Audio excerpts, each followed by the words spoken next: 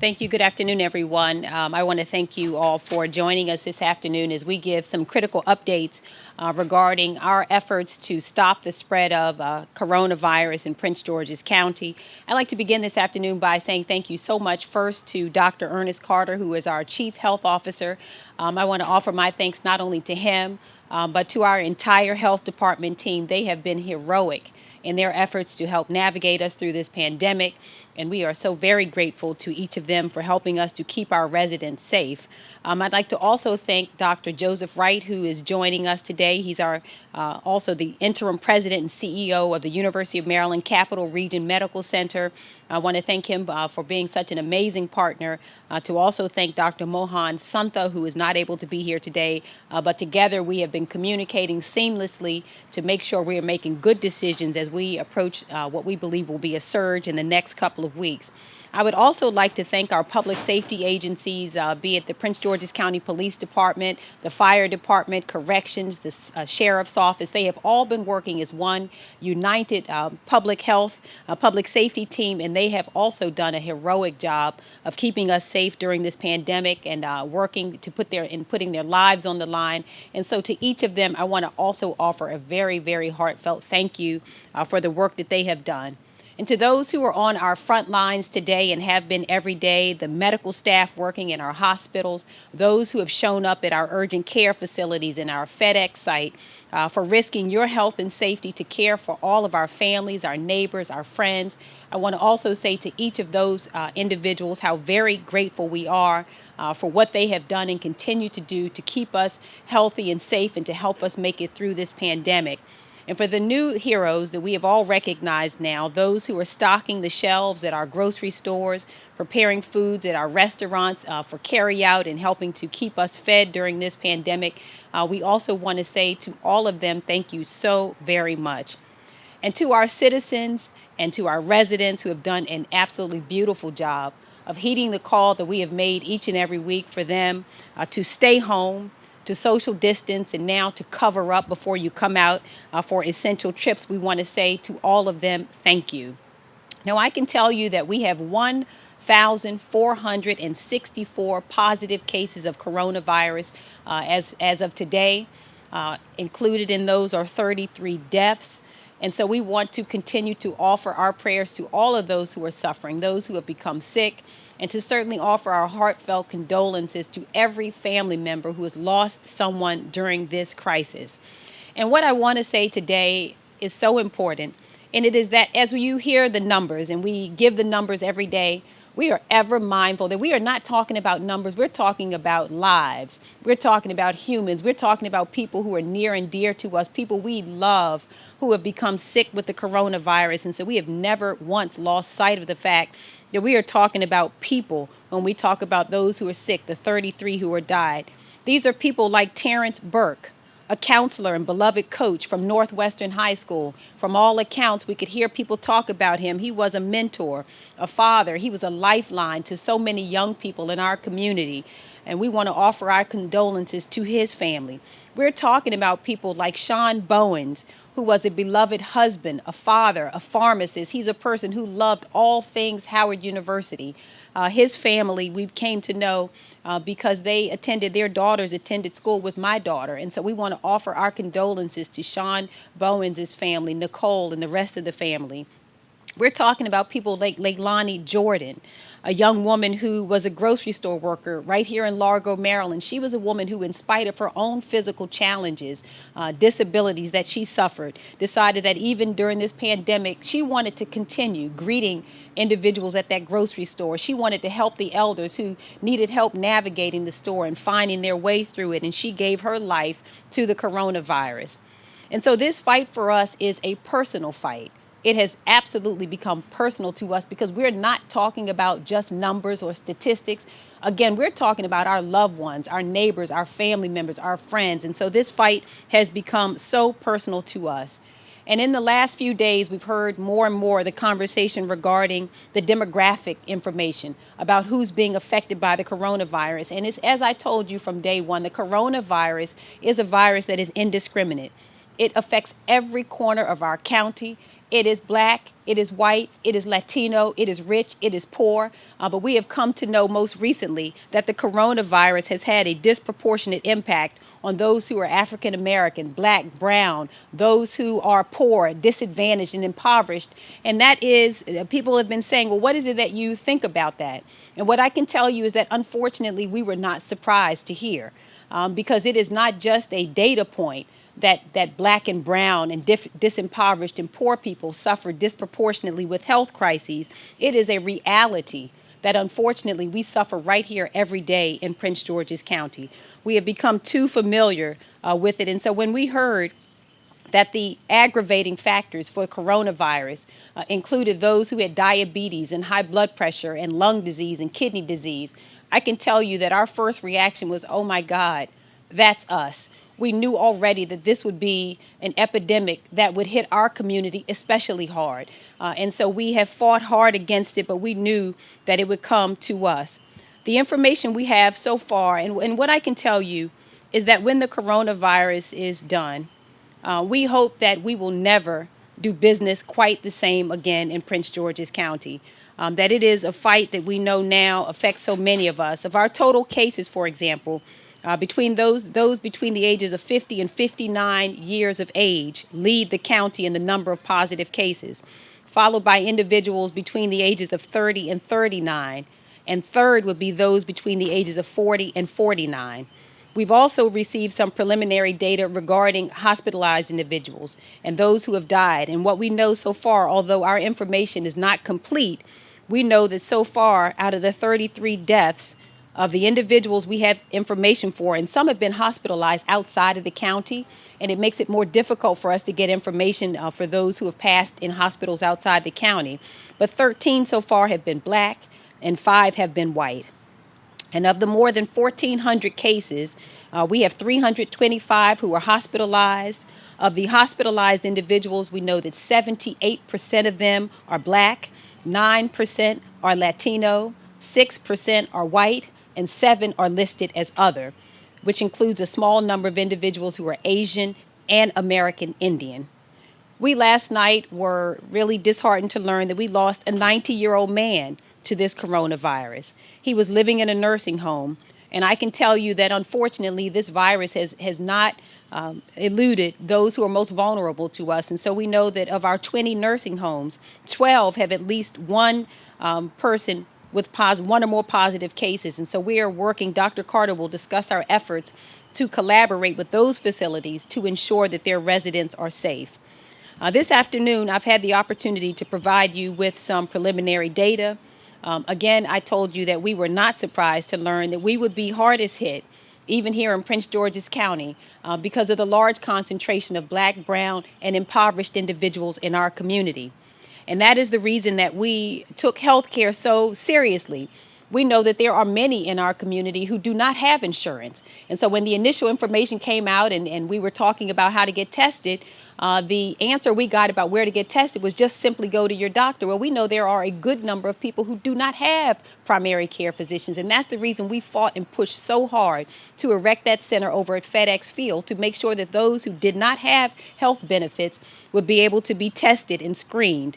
We know as well that even in a county like Prince George's County, which is known to be the wealthiest majority African American county in the country, even here, we have struggled to attract restaurants and grocers.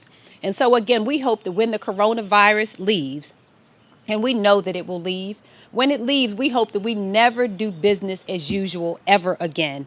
When together we rebuild, and we're going to have to rebuild. We're going to have to get ourselves healthy again. We're going to rebuild together the businesses who have lost revenue, the employees who have lost jobs. But when we rebuild and we continue to support, we're going to give a lot of support to our business community in order for them to recover. But what we ask is that after we have finished supporting the business community, we then hope that they will continue to support us, that they will bring their healthy foods to our community, that they will make sure that we're able to serve to our residents healthy foods. The grocers will come. We hope the restaurants will come here.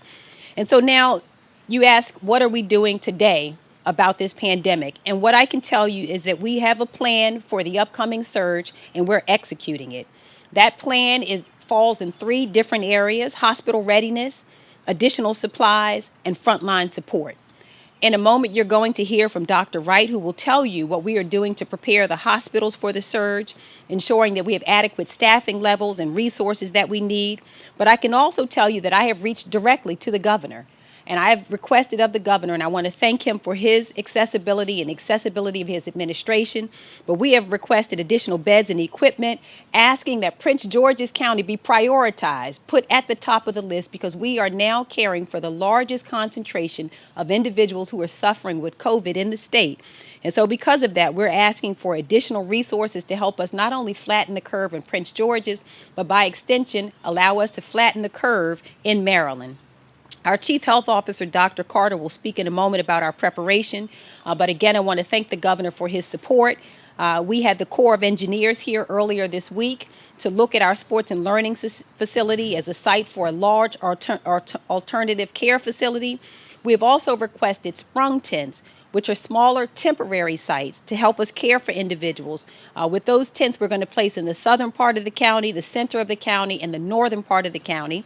We also have triage tents at MedStar Southern Maryland, Doctors Hospital, and the University of Maryland Prince George's Hospital Center. And of course, with the assistance from the Redskins, we opened our FedEx site last week to allow us to screen and test individuals. You should know that we have so far tested more than 350 people at that site. And of the people who have tested there, we have found that at least a third of them have been positive for the coronavirus. As I mentioned, frontline support. I mean also our first responders. You're going to hear today from DCO McGaw regarding our efforts. And what we know is that we had to cross-train many of our frontline responders so that at any given time we have fire, EMS, and police officers and 911 dispatchers who may be out and may test positive. And if that becomes the case, we have cross-trained to make sure that we don't miss a beat in terms of our operations. What we know now is that going forward, if we have, for example, a shortage of EMS workers, we're training to make sure we can have police officers and sheriffs jump in those ambulances and drive. And so we are really putting together a robust effort. And I want to thank our public safety leaders, including Chief Stawinski, who is here today, for what they're doing to make sure we're prepared. Also, in our efforts to prevent the spread of this coronavirus, we've opened a quarantine facility in the county for first responders. That facility is in a hotel. We are not able to share which hotel for the safety and confidentiality of those who are quarantining there. But you should know also that our first responders are on the front lines, interacting with the public. And if exposed, many of them don't want to go home and take this to their families. And so we have prepared a facility for them to go to. Finally, just two more items, donations. As we draw closer to more difficult times, we want to thank everyone in the public who reached out to us to offer. They've reached directly to me, to members of the administration, and also the Office of Emergency Management to offer donations. Those donations to food, paper products, supplies, personal protective equipment, and other supplies. And so we have arranged a donation page, which captures information of those who would like to donate those items to us. They can go to mypgc.us/donate COVID-19, and we'll be able to get those donations to those who are in need. And so before I close, the CDC has issued new recommendations to cover your mouth and nose anytime that you are out. I will say to you again, the COVID-19 is in every zip code in Prince George's. For anyone who wants to know, it's in every zip code in Prince George's County. That means that we are urging you to continue to double down on your efforts to social distance. Please cover your face, wear gloves like me where possible. And I know we're approaching a holiday weekend, but we are asking you, please, not to convene in the way that we are accustomed to. I'm going to miss convening with my family as well this weekend, but we're going to ask you not to convene. And to remember to follow our healthcare professionals' advice. We know that if we do so, we can stop the spread of coronavirus. And I want to just say one last thing, because the winds are blowing and apparently the storms are coming. But to let every Prince Georgian know that we are working day and night for you. And we won't stop until the coronavirus is gone. And I've said it once and I will say it again today. The coronavirus will not have the final say. We are going to make it through this, even though we have some tough times ahead. I want everybody to be prepared for that. We're expecting a surge in at least the next 2 weeks. It's going to get tough. People are sick. People are dying, but we are going to make it through this together. And as your county executive, on a very, very personal note to Prince Georgians, I want you to know that I am not only working for you, and it has been a great honor to do so, but every morning and every night, I pray for you and pray for your families, and will continue to do so until we make it through this scourge. So thank you all so much for what you are doing. I want to thank all of these professionals who are the best of the best, who are standing with us today, for the work that they're doing, to all of our employees who are working and doing essential functions every day, and to our residents. We're going to make it through this together. Thank you. And now I turn it back over to Dr. Carter, our Chief Health Officer.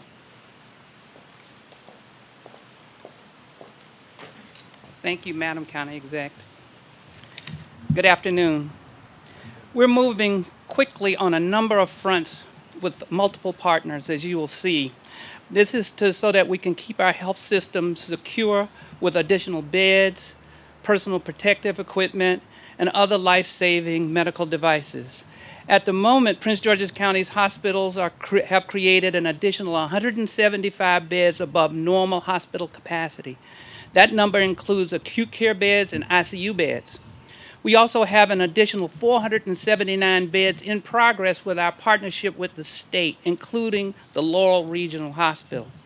We're also working with our partners at the University of Maryland School of Public Health on the most recent data about cases in our county to better prepare ourselves moving forward. As the county exec mentioned, we requested the state to make us a priority in getting more personal protective equipment. That includes more N95 masks, gowns, gloves, and other critical equipment that keeps our frontline medical workers safe so that they can keep the rest of us safe. The number of new COVID cases per day goes up and up, by the hundreds now. Prince George's County and that's true even statewide. That doesn't mean that everybody who is positive gets hospitalized. As the county executive said, of the 1,464 positive cases we have, only 325 of them are hospitalized. But this shows how quickly this spreads in the community. Should I stop? No, I'm sorry. Okay, thank you. Okay. The rapid rise in daily cases will also keep going as the state and private labs clear testing blockades and return results to us. That's very important. Yeah, so I'm sorry, Dr. Carter. So Okay. It looks like this storm is coming. So we'll go ahead and stop and reconvene. Go ahead. Yeah, oh, yes, I can, because now, as you know, 90% of the labs that go out through commercial means. The commercial laboratories have been significantly backed up. I mean, at one point they were about 160,000 tests backed up. But right now they have sort of downloaded that backlog, so all of a sudden we're getting all the results, right? And it's sort of poured in this week. So they are saying to us now that it won't be backlogged. We should be able to turn those tests over in 24 to 48 hours. That's what they tell us.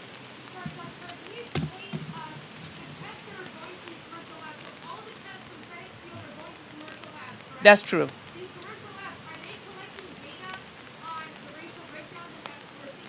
No, what they do is they pass their information along to the state, and the state passes that information along to us. And sometimes, that information doesn't quite get put in, it's human error. So there's a lot of times we don't get the racial makeup of who got positive and who isn't.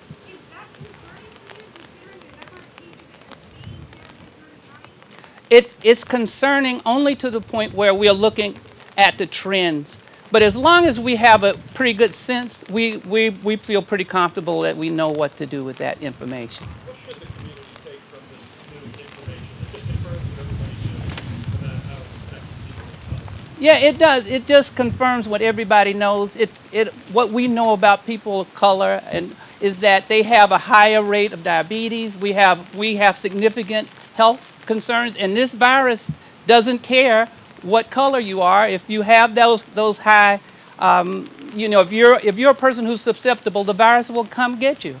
So what we have to be sure is that our messaging into communities of color and everywhere else is consistent, and we help folks get to the point where they understand, like I said before, that they know how to social space, that they make sure they're washing their hands, clean their surfaces when they cough into their elbow, and or have on a mask. You know, the things that they have to do. That's what we have. It's all about messaging and make sure people doing what we want them to do. That's the bottom line.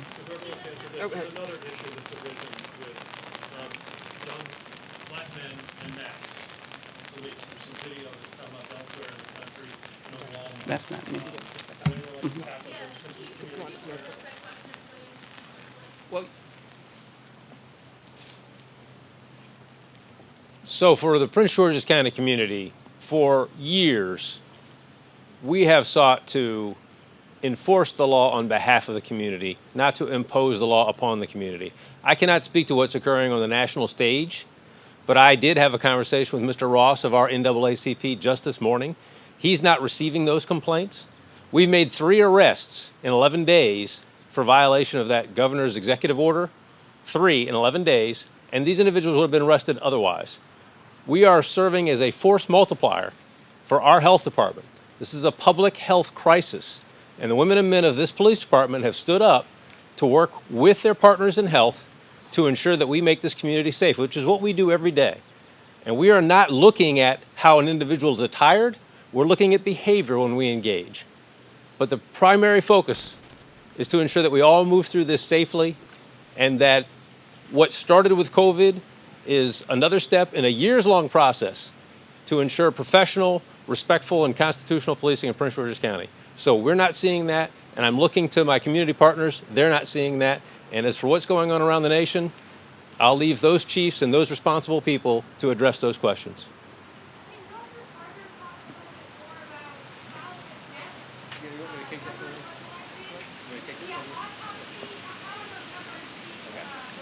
well, they're basically, they either come to us from the state or they come from various places, hospitals.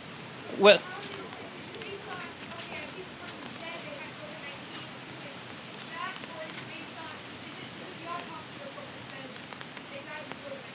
no, usually we get it because we know that those folks are positive, and then it's a recorded death. It doesn't hardly ever come. At least I'm trying to think of a case that hasn't come that way. Okay, Dr. Carter. Okay. Yeah. We're gonna- Okay, real quick. So we're going to wrap up in less than 5 minutes. Do you have any questions either for Mary Lou McDonough of the jail or Dr. Wright, come on. Yeah, just very quickly. Again, Dr. Joseph Wright, the President and Chief Medical Officer at the University of Maryland Capital Region Health. On behalf of the hospital community, I want to thank the county executive and her team for keeping us all connected. And I just left the hospital. Let me just paint a clinical picture really quickly of what we're dealing with here. We currently have 53 patients in the hospital who are COVID positive. That's University of Maryland Prince George's Hospital Center. 18 of those patients are in our ICU. 17 of those 18 are intubated on a ventilator. And what has already been articulated by the county executive and health officer Carter is that the needs are in the critical care area. So sourcing ventilators, sourcing critical care equipment so that our staff can stay protected when all day long they are taking care of these patients is very important. And that's what the partnership with the county is resulting in. So any takeaway message as we lead into this surge has to be focused on our critical care needs. Most of these patients are on the ventilator for a prolonged period of time, and thus the need for ventilators over a much longer period of time is more than what we typically experience is what's happening in the hospital community. So with that, I will turn it over to... Yes, thank you for that question. So in collaboration with the state Department of Health and Prince George's County, we are on track to stand up 135 beds at the Laurel Medical Center. The target date is April 20th. 10 of those beds will be critical care, so adding a little bit to the critical care need. But again, my message today is that as we think about alternate sites of care, critical care is a very high need right now. Thank you for that question. Good.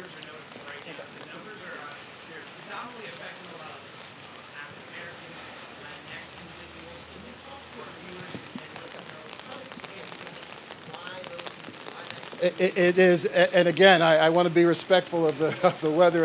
It is exactly what the county executive explained. We have a confluence of a community with comorbidities, underlying conditions, population density, particularly inside our Beltway communities, and those things are dramatically affecting what we're experiencing in terms of disease acuity in the patients that we're treating.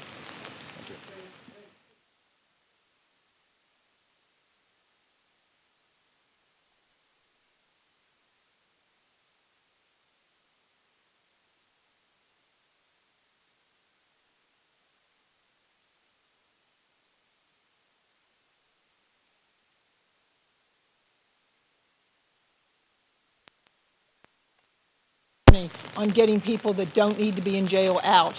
We have had positive cases among our inmates and among our staff, and listening to Dr. Carter, I think those will increase, but none of them, they're all young, healthy people, so they've all been relatively mild cases. None of them have needed hospitalization, and they're being cared for in our medical unit.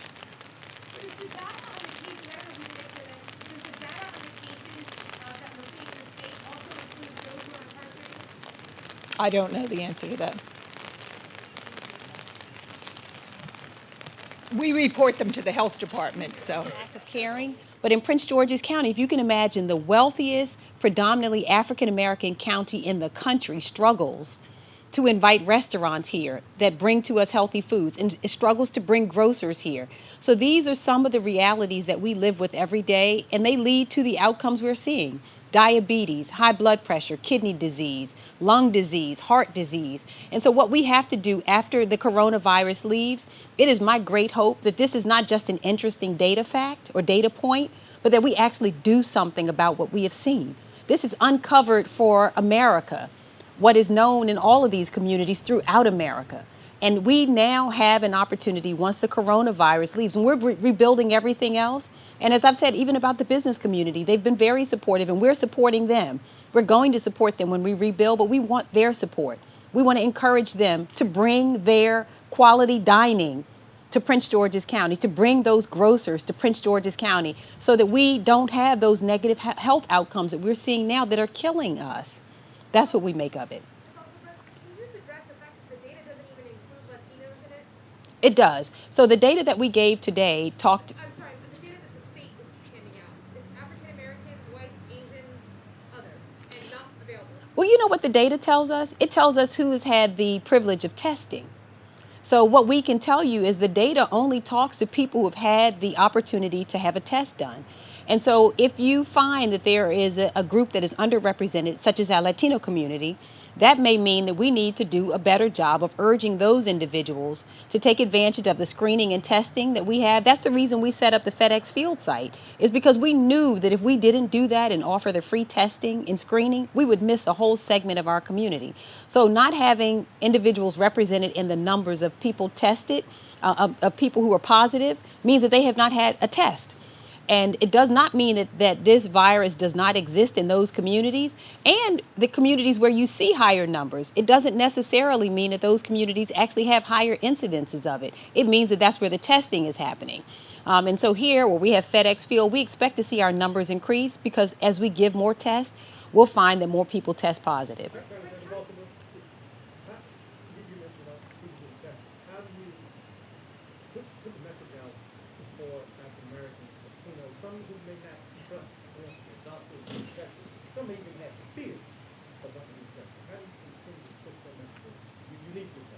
So that's a good question. Is we want everyone to feel comfortable to contact us through our health department to come to that testing and screening site.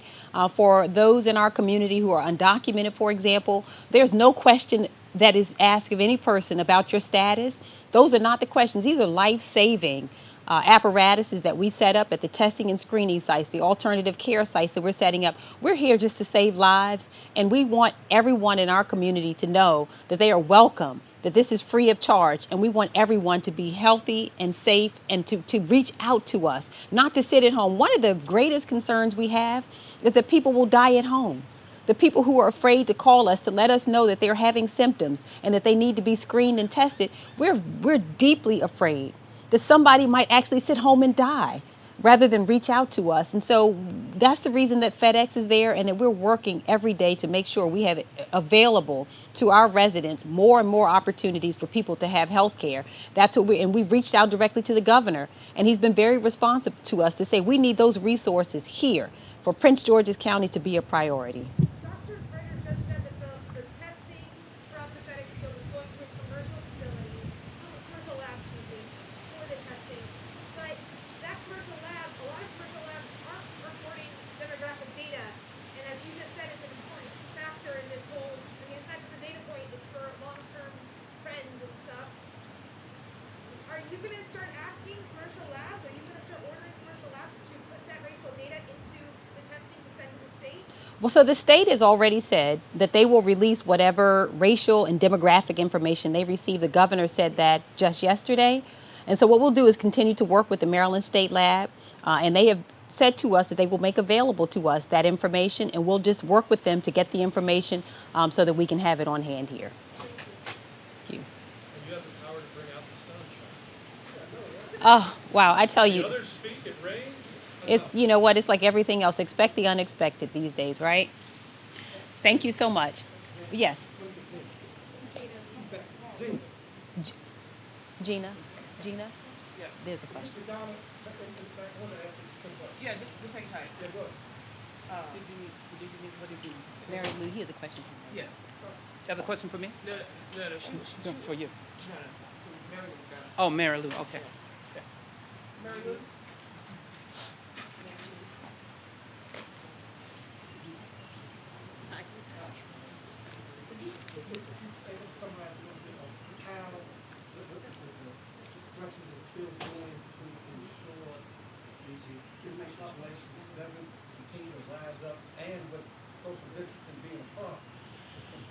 Well, what we're doing with our inmates who have not been affected by the disease, they're only coming out of their cells in groups of 10 so that they can use the phone, use the showers, go outside in our recreation yards, those type of thing, read the newspaper, watch television, all those kind of things in groups of 10 or less.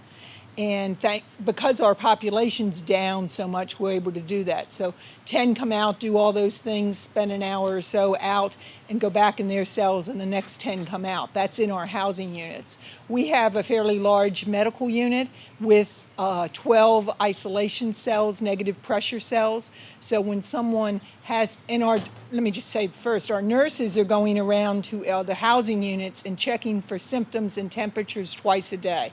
We're following everything the health department tells us to do, and they've given us quite a list. We've provided sanitation. We're having additional sanitation workers come in this weekend and clean all of the common areas of the jail. But our inmates have sanitation materials, as do our officers, to clean their workspaces. We issued masks to all of our officers last week, and this past Monday we issued masks to all of our inmates so that they can wear them when they're outside their cells. We don't give hand sanitizer to our inmates because of the alcohol content, but the inmate is never more than 6 feet away from a sink. There's a sink in every cell, and we are providing them with soap every day. They get can get a bar or more of soap. Thank you. Dominique, Dr. Carter is going to clarify one thing for you. Yes, please. How the data set. Oh, so you know, at FedEx Field is by appointment.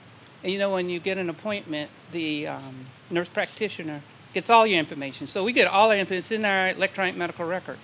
So we get all the data, you know, all the demographic data, all the data we need for people who come to FedEx Field. And even the ones who come the walk-bys, the walk-throughs, if they're able to get it, and if they get an appointment, if they get seen, then we get all the information prior to sending the lab out. So the point is, the people who come to our FedEx screening site, we do obtain their demographics. Oh, yeah, we definitely do. I hope I didn't confuse you. Okay. Thank you. All right. Thank you all. Thank you all. Thank you. So actually, Mr. McGough, I know you didn't have an opportunity to speak, and I think your portion is critical. in regards to the cross training? I'm sorry. Chief thought he was leaving. I did. I actually thought I was done with this. No, it's fine. I've been asked just to speak a few minutes just about contingency planning within public safety. We've been working for months hand in hand with the health department in attempts to mitigate the pandemic that has hit us. Each agency has reviewed shift plans, staffing models, response protocols. They've taken extraordinary measures to educate their workforce and how to stay safe, but also how to be effective in this environment that we find ourselves. Some of the examples, in late January, 911 dispatchers started a protocol with calls coming in to screen for COVID-19 cases, which has worked very well to allow first responders going to that address to have an understanding of what's going on in that house. The fire department has shifted sworn members that were in administrative staff positions to operational positions. The police department greatly enhanced the telephone reporting unit, which is taking reports of all property crimes over the phone, leaving the patrol force to focus on violent crimes and crimes in progress. Our next step that we're preparing for is the surge that we've been talking about all afternoon. We're prepared to change shift plans in our staffing posture to increase resources within the police department patrol force and enhance the fire department's EMS capabilities. Last week I spoke to the chiefs, talked to the sheriff and the directors, and asked them to expand their planning. I asked them to work together and consider how we could cross disciplines if we need to, and to begin that cross training as needed. Now, crossing disciplines within public safety is not normal, but we're not in normal times. The key for us in public safety is to be flexible, and that's what I've asked them to be. What I'm talking about is moving resources and personnel between agencies. And to give you an idea, and I think the county exec hit on it, if I've got a medic and I've got an ambulance, but I don't have a driver, it may be a sheriff, it may be a police department employee. Cross-training at communications to make sure that that core vital responsibility is taken care of, and we have people that can backfill if we need to. If something happens at corrections, who's going to step in and increase their staffing so that we can continue to maintain order at the jail? It may be the police department, it may be some sheriffs, but we're prepared to do whatever we need to do. It was clear talking to each one of them, we may have different patches, but every patch says Prince George's County, Maryland. And all of us took an oath, the same oath, to protect our community, and that's what we're going to do.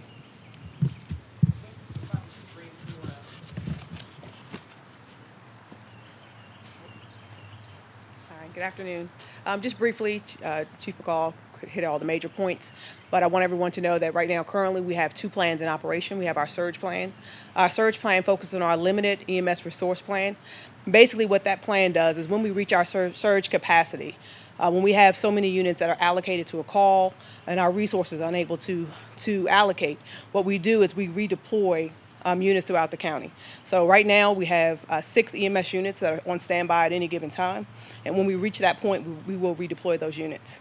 A lot of people are asking questions about the amount of firefighters that we have available.